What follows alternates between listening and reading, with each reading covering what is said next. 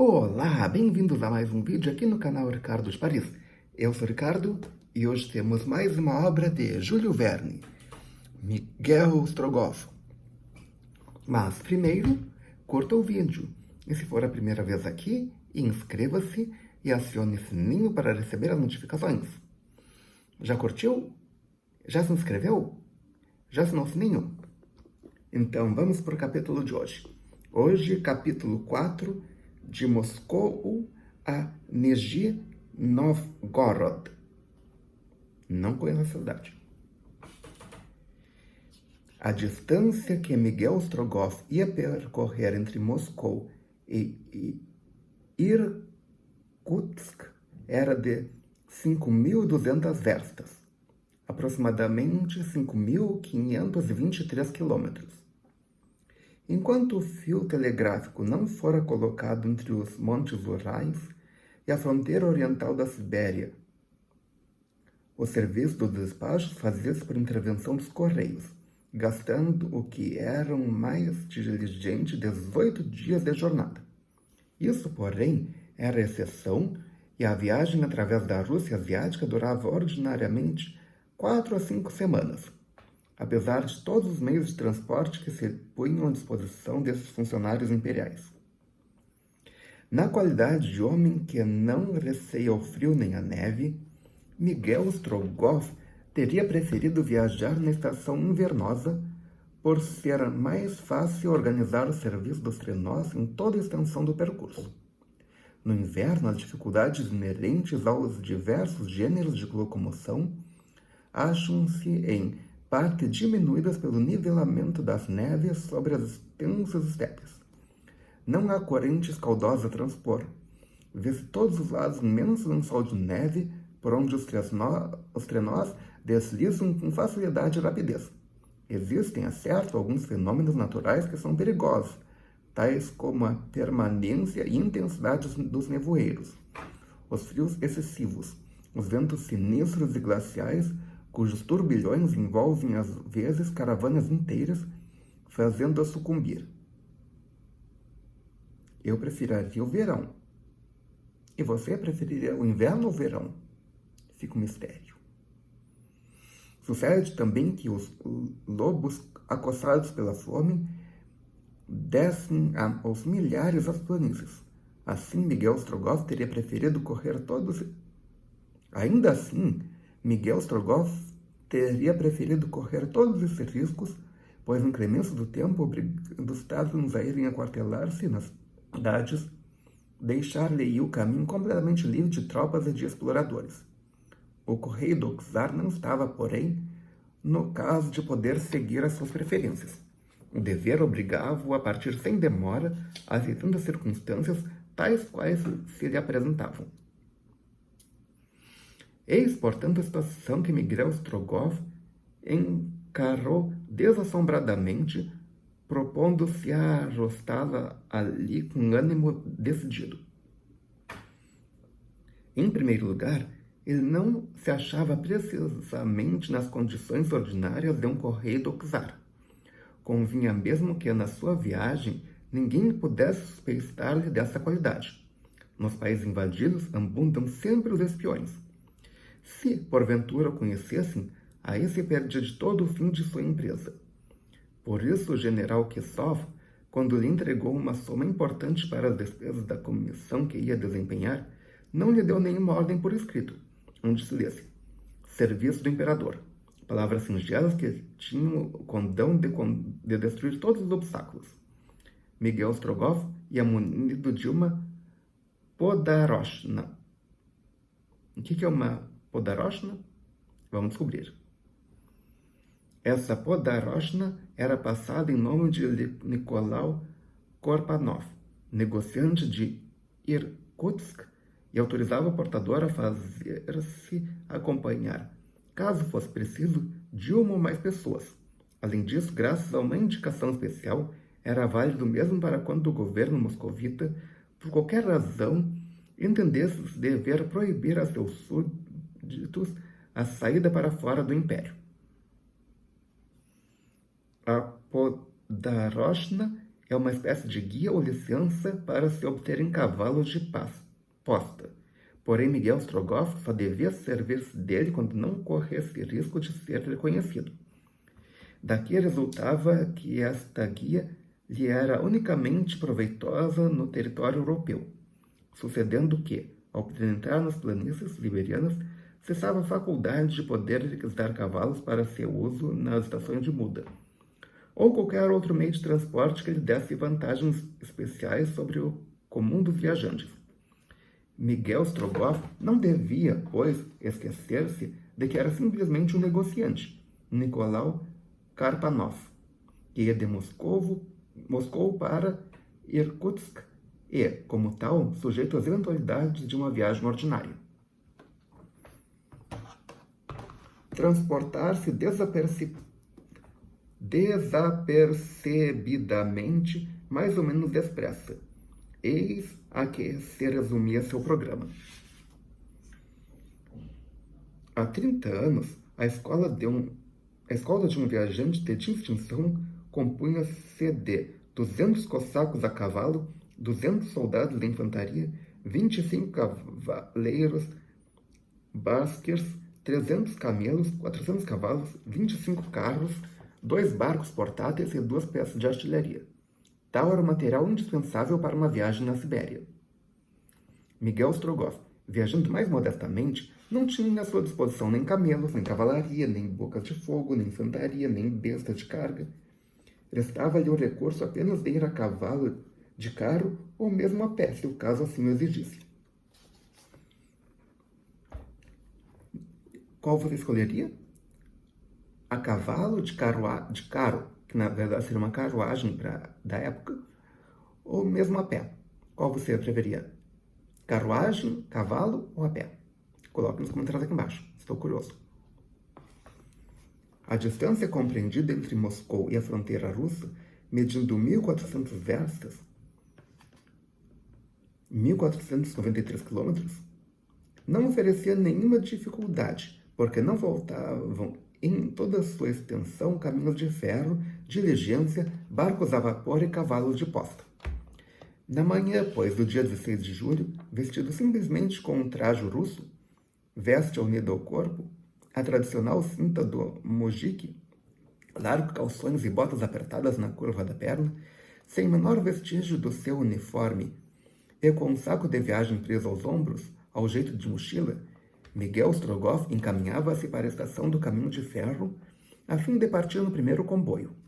Ostensivamente não levava armas, porém debaixo da sua cinta disfarçava-se um revólver e na sua algibeira ia uma navalha, que participava da faca e do punhal turco.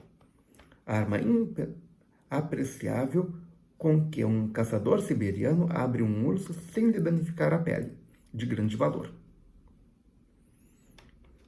Havia muitos passageiros na Gare de Moscou, ou na estação de trem. Gare e estação de trem. As estações dos caminhos de ferro na Rússia servem de ponto de reunião tanto para os que partem como para os que ficam. São uma espécie de clube, onde se acolhem novidades e se estabelecem conversações. Sim, porque as pessoas o trem às vezes para ali para reabastecer, alguma coisa assim, daí fica ali uma meia hora, e nesse meio tempo as pessoas vão tomar um café, comer alguma coisa, conversar umas com as outras e trazer novidades. Então as pessoas vão lá para ouvir as novidades. Ou melhor, iam. O comboio que entrou Miguel Strogoff deve largá-lo em Nizhny Novgorod. Ali terminava, nesta época, a linha férrea que, ligando Moscou com São Petersburgo, há de prolongar-se até a fronteira russa. Era uma viagem de perto de 400 verstas, 426 quilômetros, e o comboio ia percorrê-las em apenas 10 horas. O comboio, nesse caso, é o trem. Chegando a Nizhny Novgorod, Miguel Strogoff seguiria conforme as circunstâncias, quer pela estrada ordinária, quer pelos barcos a vapor do Volga, a fim de se aproximar dos mares dos Montes Urais o mais depressa que pudesse. Miguel Strogoff colocou-se, pois, a um ponto da carruagem, como qualquer pacato burguês, a quem os negócios não correm desajeitadamente e que busca maratar o tempo chamando pelo sono. Todavia, como ele não estava só, contentou-se em fingir que dormia, dispondo-se a ouvir tudo o que se dissesse. De fato, a notícia da invasão tártara e da revolta dos kirguizes tinha transpirado um pouco. Os passageiros que iam no mesmo compartimento de Miguel Strogoff já aventuravam algumas palavras a esse respeito, se bem que debaixo de certa ressalva. Esses passageiros, como quase todos que iam naquele trem, eram mercadores que se dirigiam à célebre feira de Nizhny Novgorod. Grupos de indivíduos muito mesclados, de judeus, turcos, cossacos, russos, georgianos e calmucos, mas que falavam na maior parte a língua nacional. Discutiam eles os prós e os contras dos graves acontecimentos que se estavam passando além do Ural. E na sua qualidade de mercadores pareciam recear que o governo russo se visse obrigado a tomar algumas medidas restritivas, sobretudo nas províncias próximas da fronteira, medidas que o comércio viria a ressentir-se com certeza. Deve dizer-se que esses homens egoístas só encaravam a recessão da revolta e a luta contra a invasão sob o ponto de vista dos seus interesses ameaçados. A presença de um simples soldado revestido de seu uniforme, e todos sabem a grande importância que na Rússia tem os uniformes, bastaria para obrigar ao silêncio os discursadores usuais. Mas no compartimento em que ia Miguel Strogoff, ninguém imaginaria a presença de um militar, e o correio imperial, empregado de guardar o incógnito, não era homem capaz de se trair. Ouvia, pois. Corre que os depósitos de chá subiram de preço, dizia um persa, que se dava facilmente a conhecer pelo seu gorro debruado de astrakhan. Astrakhan, não sei o que é. Não sei o que é um gorro debruado de astrakhan. E pela sua túnica de largas pregas de cor castanha já desbotada pelo uso.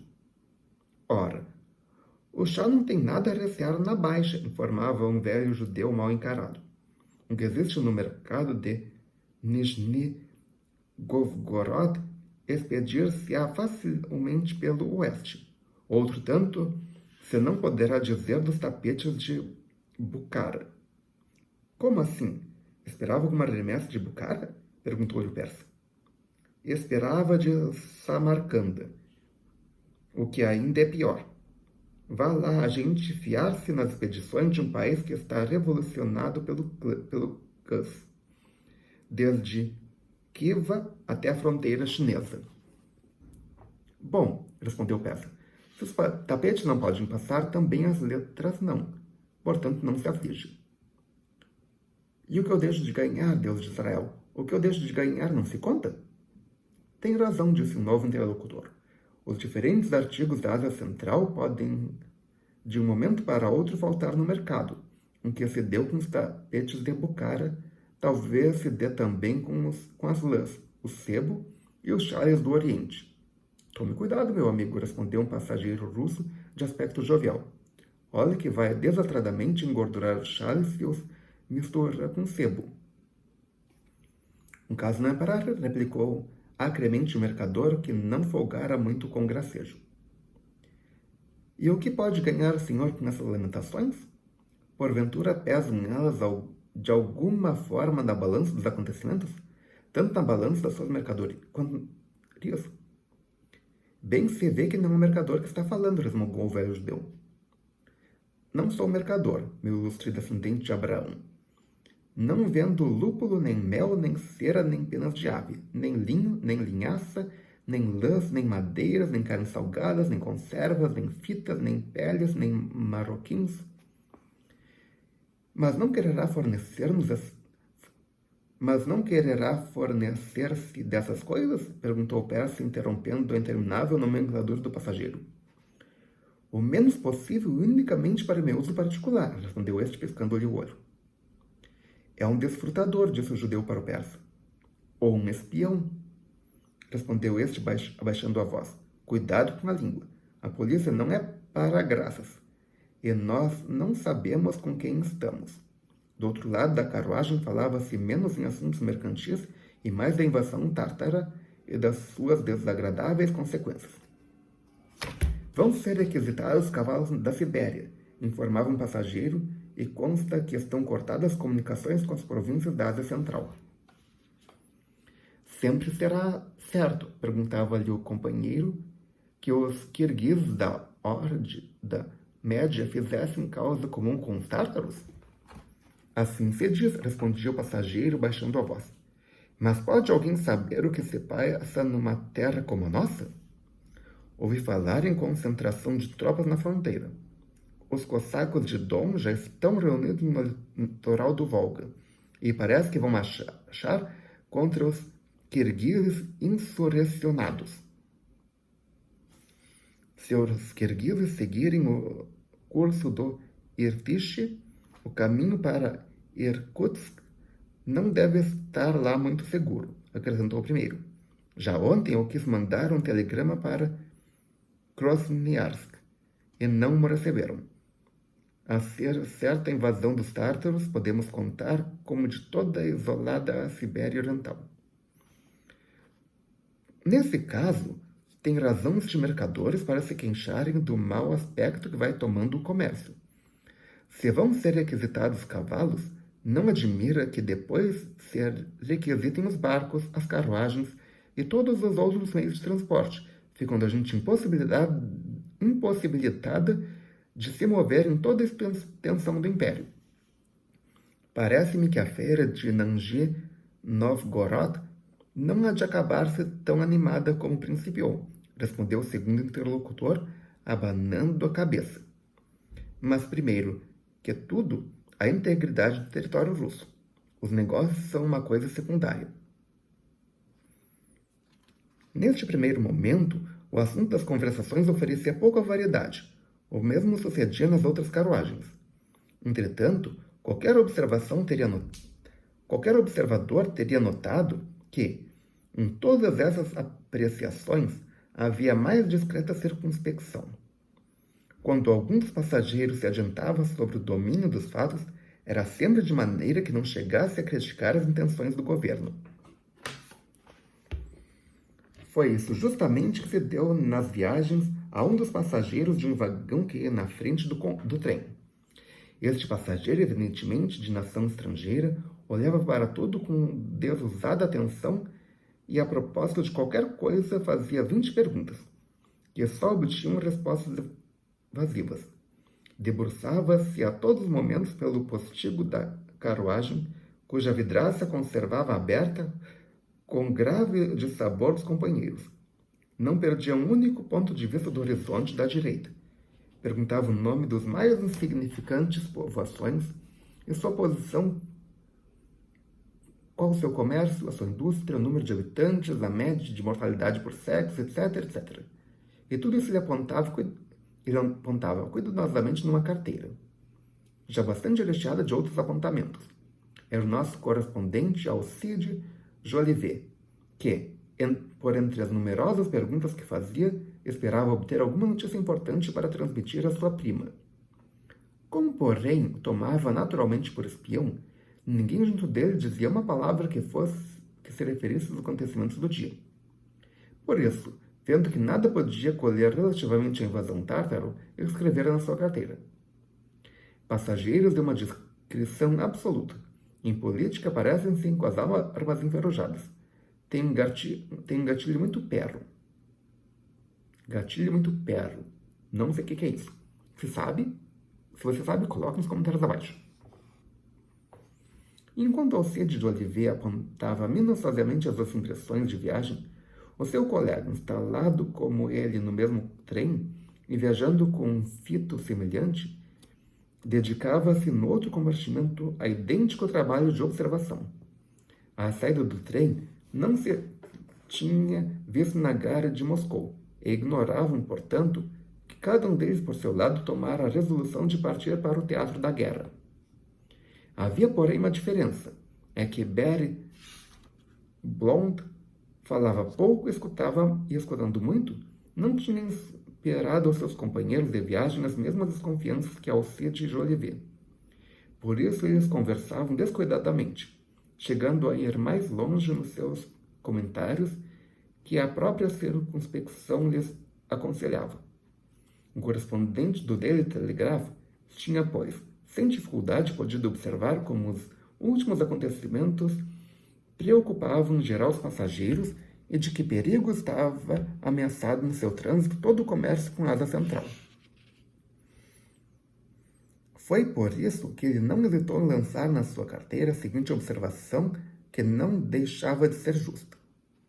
Passageiros extremamente inquietos só tratam da guerra e falam sobre este assunto com uma liberdade pouco usual entre o Volga e o Vístula. Os leitores do Daily Telegraph não podiam deixar de ser tão bem informados como a prima Madalena de Alcide Jolivet. De mais a mais, como Harry Blount, sentado do lado esquerdo da carruagem, viu uma parte da paisagem que era muito acidentada, sem se dar ao incômodo de olhar para o lado direito, formada de extensas planícies, não hesitou em acrescentar com a fleuma de um bom inglês: país montanhoso entre Moscou e Vladimir. Entretanto, era manifesto que o governo russo, em presença dos graves acontecimentos ocorridos, se propunha tomar algumas medidas preventivas, mesmo no interior do Império. A insurreição ainda não tinha transposto a fronteira da Sibéria, mas as suas consequências podiam ser fatais em todas as províncias do Volga, tão vizinhas dos kirguizes.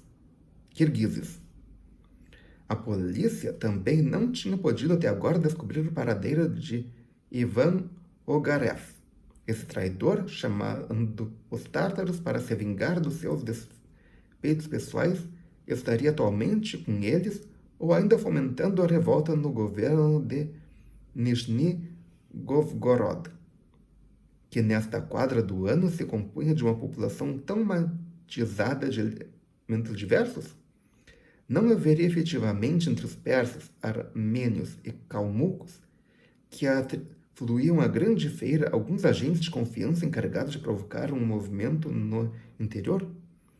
Todas essas hipóteses eram admissíveis, sobretudo num país como a Rússia. De fato, o vasto império moscovita, contando 12 milhões de quilômetros quadrados, não pode ter a homogeneidade dos estados da Europa Ocidental. Entre os variados povos que o compõem, existem forçosamente diferenças mais ou menos acentuadas. O território russo na Europa, na Ásia e na América prolonga-se desde o 15º grau de longitude leste até ao 33º grau de longitude oeste, e desde o 38º grau de latitude sul até o 81º grau de latitude norte. Quer dizer que se dilata numa extensão de perto de 200 graus de longitude, 2.500 léguas, e de 43 graus de latitude, 1.000 léguas. Nota: na época, o Alasca ainda era território russo. Atualmente pertence aos Estados Unidos. Na verdade, o que os russos fizeram foi vender o Alasca para os Estados Unidos. Eu acho que não foi boa ideia deles. Mas o que teria acontecido se tivesse mantido? Fica um mistério. Encerra uma população de mais de 70 milhões de habitantes e possui 30 idiomas diversos. A raça eslava é, sem dúvida, que predomina e compreende, além dos russos, os polacos, os lituanos e os curlandeses. Juntem-se a esses os finlandeses, os estônios, os lapões, os jeremissos, os chuvacos, os permiacs, os alemães, os gregos, os tártaros, as tribos caucásicas, as hordas mongóis, calmucas, siomoiedas, camtiedalas e aletuianas, e ver-se-á que a unidade de tão grande colosso, devido à elaboração do tempo e ao tino dos governos, há de ser sobremaneira difícil de sustentar. O certo, porém, é que Ivan Orgarev tinha sabido até aqui furtar-se a todas as investigações, devendo naturalmente achar-se nos arraiais do exército tártaro.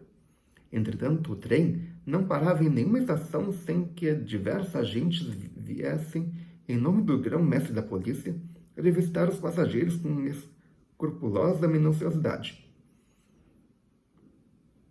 a fim de ver se Ivan Ogarev se acharia entre eles.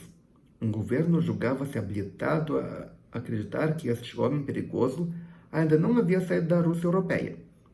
Se, por consequência, algum passageiro se tornava suspeito, era logo levado para confrontações à estação da polícia. Entretanto, o trem seguia sua marcha, deixando para trás a vítima dessas desconfianças policiais. Como polícia russa, escusado de argumentar, porque não admite réplicas nem dilatações. Os seus empregados, revestidos de postos militares, funcionam militarmente.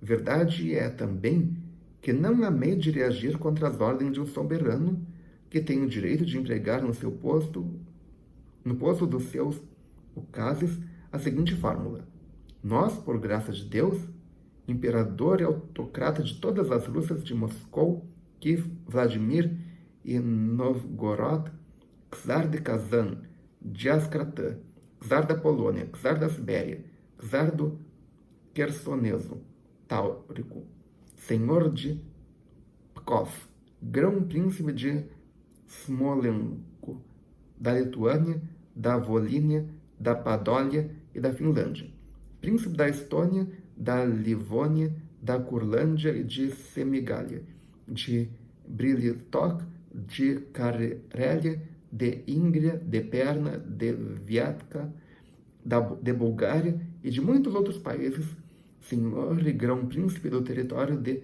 Nizhny Novgorod, de Chernigov, de Ryazan, de Polotsk, de Rostov, de Jaroslav, de Bielovsk, de Udória, de Kondinia, de Vitebsk, de Mstislav, dominador das regiões herbárias, senhor dos países de Ivéria, da Kartalínia, de Grusínia, de Carbodínia, de Armênia, senhor hereditário, suzerano dos príncipes tchequessos, das montanhas e de outros, da Noruega, duque de Slavin-Holstein, das Torman, de Ditteserne-Oldenburgo. Poderoso monarca, na verdade, aquele que apresenta por armas a águia imperial com as duas cabeças, sustentando entre as garras um cetro e um globo. Grandes títulos, né? Águia, a que formam cortejos brasões de Novgorod, de Vladimir, de Kiev, de Kazan, de Askratã e da Sibéria, e que tenha a envolvê-la o colar de Santo André encimado por uma coroa real. Pela sua parte, Miguel Strogoff não tinha que recear a polícia, porque trazia em regra os seus poucos documentos.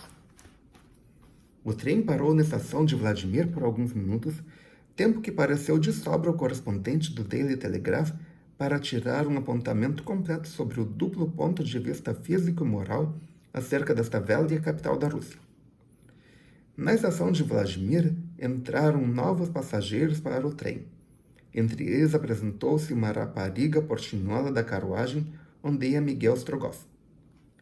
Diante do correio do czar achava-se um lugar vago. Sentou-se nele a recém-chegada, colocando a seu lado um modesto saco de viagem de couro vermelho que parecia constituir toda a sua bagagem. Depois, baixando os olhos e sem mesmo procurar ver os companheiros que o acaso lhe deparava, dispôs-se a continuar assim todo o caminho. Miguel Strogoff, que não pôde esquivar-se ao desejo de examinar com atenção a nova passageira. Não po- Como o lugar que ela ocupava não fosse dos melhores, Miguel Strogoff ofereceu-se o seu, que foi delicadamente rejeitado.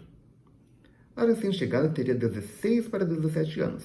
A sua cabeça realmente bela apresentava o belo tipo eslavo em toda a sua pureza. Tipo um tanto severo que devia. Passageiros com alguns anos, passando alguns anos, quando as suas feições estivessem de todo acentuadas, torná-la mais formosa do que bonita. De uma espécie de toucado que trazia soltava-se em profusão os finos cabelos cor de ouro. Os seus olhos castanhos exprimiam com uma suavidade indefinida. O nariz, delicado e fino, prendia-se às faces espalhadas por meio de asas que se moviam ligeiramente. A boca desenhava-se-lhe corretamente, mas parecia que tinha muito perdido o hábito de sorrir. Será? Era alta e de formas graciosas, tanto quanto se podia julgar sob as dobras de uma ampla e simples peliça que a cobria, se bem que fosse ainda uma menina, em toda a acepção do termo. A sua fronte desenvolvida e a parte inferior do rosto muito pronunciada denotava nela uma grande energia moral, particularidade que não passou despercebida a Miguel Strogoff. De fato, essa moça devia ter tido um passado tormentoso, e o futuro não se lhe apresentava talvez com cores auspiciosas. Contudo, era também evidente que tinha sabido lutar e que saberia lutar ainda contra as adversidades da vida. Mostrava ter uma vontade decidida e firme de uma serenidade inalterável, capaz de resistir às próprias circunstâncias em que o homem se deixa abater ou irritar. Tal era a impressão que produzia em primeira vista a recém-chegada. Miguel Strogoff, dotado de uma organização enérgica, devia sentir-se impressionado com as linhas características daquela fisionomia. E tanto assim foi que não pôde deixar de ir examinando a recém-chegada com um visível interesse, procurando todavia não importunar com a insistência do olhar. A nova companheira de viagem trajava com tanta simplicidade como a seio. Não era rica, isso logo se adivinhava, mas também seria inútil querer encontrar nas suas roupas o menor vestígio de desalinho. A sua bagagem limitava-se ao saco já descrito, que ela trazia fechado a chave e que, por falta de espaço, conservava sobre os joelhos. A sua peliça comprida sem mangas, de cor escura e debruada de azul, atuava-se graciosamente no pescoço. Por baixo dessa peliça, via-se uma meia saia também escura, caindo sobre um vestido que terminava no artelho e cuja barra era guarnecida de bordados pouco vistosos. Finalmente calçavam-lhe os pés, bem feitos e pequenos, umas botinas de couro lavrado e de soltas solas grossas, como se tivessem sido escolhidos para o fim de empreender uma comprida e demorada viagem. Miguel Strogoff pareceu reconhecer nesta maneira de vestir o traje das livonianas e pensou de si para si que a sua companheira de viagem devia ser a vice das províncias bálticas. Mas para onde iria essa rapariga para onde iria essa moça completamente só e numa idade em que a proteção de um pai ou irmão se torna de todo indispensável? Viria ela já das províncias ocidentais da Rússia? Tencionava ficar em Nizhny Novgorod, ou o termo da sua viagem só se completaria para além das fronteiras orientais do Império? Que parente ou que amigo estaria esperando por ela a chegada do trem? E se nem parente nem amigo viessem procurá-la, que situação seria a sua num país desconhecido? Não se acharia então mais isolado do que dentro daquele compartimento onde ninguém devia assim julgá-lo? Parecia interessar-se por ela? Tantas interrogações e tantas incertezas. Contudo, nos movimentos da recém-chegada era fácil observar os hábitos contraídos de uma vida de isolamento. A maneira como entrou no vagão e se preparou para a viagem, o pouco ruído que fez em redor de si, o cuidado que teve em não incomodar os outros passageiros, tudo isso indicava que aquela criança feita assim mulher antes do tempo Estava acostumado a viver só e também a contar consigo. Miguel Strogoff, que não cessava de a fitar com interesse, embora com toda a reserva, não tentou sequer um pretexto para lhe dirigir a palavra e, contudo, devia ainda passar-se muitas horas antes que o trem chegasse a Nizhny Novgorod. Uma vez só, Miguel Strogoff interveio a favor de sua companheira de viagem. Foi quando um dos passageiros, aquele notável mercador que misturava tão imprudentemente os chales com o sebo, se deixava adormecer, ameaçando esmagar a pobre rapariga a pobre moça, com o peso da sua volumosa cabeça oscilante de um lado para o outro. Miguel Strogoff, vendo isso, acordava-o desabridamente, fazendo compreender que devia conservar-se direito e ser mais atencioso. O mercador, grosseiro por índole, resmungava algumas palavras contra aqueles que se metem onde não são chamados. Miguel Strogoff encarou, porém, de tal forma que o mercador achou prudente calar-se. Encostando-se para o lado oposto, deixou livre a sua vizinha da má vizinhança que lhe fazia. Esta olhou por um instante para Miguel Strogoff como lhe quisesse transmitir um agradecimento no seu mudo e singelo olhar. Estava, porém, escrito que Miguel Strogoff poderia, dentro de um pouco, formar uma ideia justa do caráter desta moça. 12 versos antes de chegar à estação de Nizhny Novgorod, no ponto onde a linha fazia uma curva rápida, o comboio experimentou o choque violento. Passageiros mais ou menos pisados e caídos, gritos de confusão dentro dos vagões. Tal foi a primeira impressão do choque.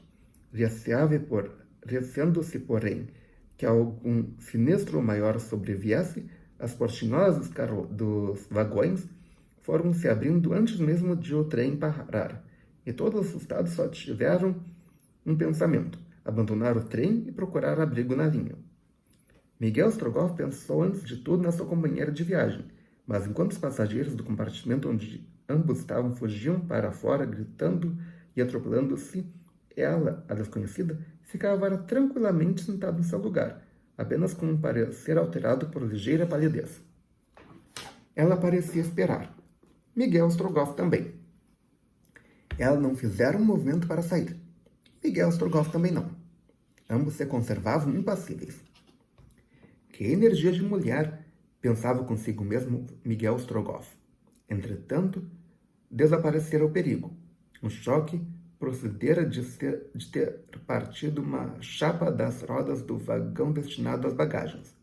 O trem parara em seguida, mas se porventura chegasse a descarrilhar, ter-se-ia precipitado por um barranco. O atraso foi apenas de 1 hora. Desimpedida a linha, o trem continuou sua marcha e chegou à estação de Nizhny Novgorod, enquanto eram 8h30 da noite. Ninguém ainda tinha saído dos vagões, e já os agentes de polícia se apresentavam às portinholas para examinar os passageiros. Miguel Strogoff, apresentando seu Podaroshna, passado em nome de Nicolau Koparnov, não encontrou dificuldade em sair. Quanto aos outros passageiros do compartimento, como ficavam todos em Nizhny Novgorod, não parecem suspeitos à polícia, em que foi uma sorte para eles. Faltava a jovem desconhecida. Esta apresentou não um passaporte, porque na Rússia já não se exigiam passaportes, mas uma guia selada com um selo particular que lhe parecia destinada a um fim especial. Um inspetor de polícia deteve-a lê-la com atenção. Depois examinou escrupulosamente aquela cujas feições vinham descritas no papel. Pelo que parece, não tinha foto, só a descrição da pessoa. És de Riga? Perguntou ele. Sou, respondeu a rapariga. Vais para Irkutsk? Vou. Por que estrada? Pela de Perm. Está bem, respondeu o inspetor.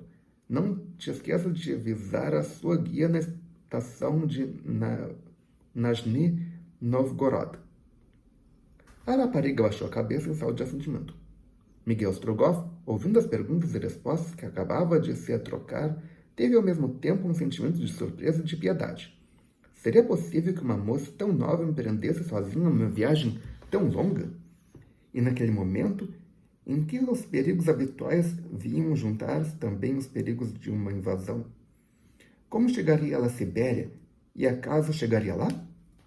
Concluída a inspeção, abriam-se as portinholas dos vagões e antes que Miguel Strogoff tivesse tempo de se dirigir para a jovem livoniana, ela já desaparecera por entre os grupos acumulados à saída da estação.